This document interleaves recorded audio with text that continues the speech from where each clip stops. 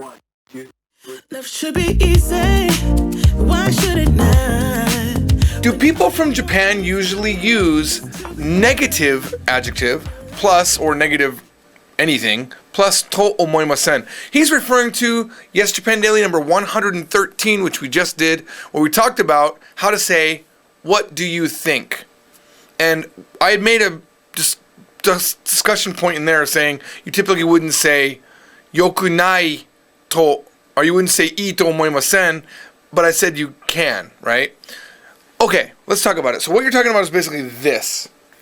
Yokunai to, and forget the wa just for a second, yokunai to omoanai. So if someone says to you, yokunai to omoimasu ka, do you think it's not good? You could say, yokunai to omoimasen. I don't think it's not good. But literally it's a double negative. And even in Japanese it does confuse people to do double negatives.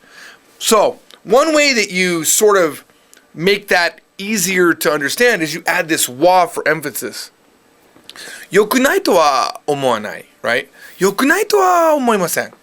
I don't think that it's not good, and you sort of give it a little bit of stress and that'll help. So yeah, can you do double negatives in Japanese? Absolutely. You can say negative to a negative, absolutely no problem. But as you learn more Japanese, you'll realize when and when not to use that. So in this case, there's always a million different reasons why you could do it. But for me, I would only use it if I would say, for example, I don't think it's not good.